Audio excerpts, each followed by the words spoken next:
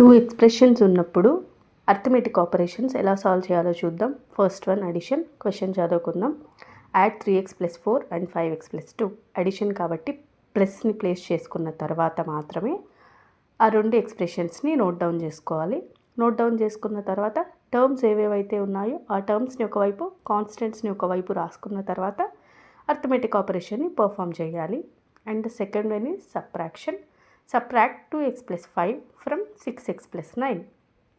From అన్న టర్మ్లోంచి అంటే two ఎక్స్ప్రెషన్స్ని compare చేసినప్పుడు ఏ ఎక్స్ప్రెషన్ అయితే బిగ్గర్ వన్గా ఉందో ఆ ఎక్స్ప్రెషన్ని ఫస్ట్ రాయాలి సబ్ట్రాక్షన్ కాబట్టి. అలా తీసుకున్నట్లయితే 6x + 9 - 2x + 5.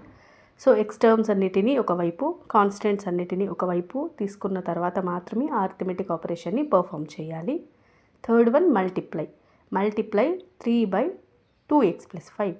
3ని 2x + 5 అన్న ఎక్స్ప్రెషన్తో మల్టిప్లై చేయాలి. అలా మల్టిప్లై చేస్తే will get 3 × 2x + 3 × 5.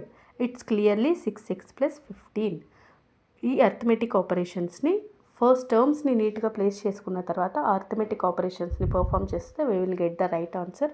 If you like this contents, please do subscribe. Thank you.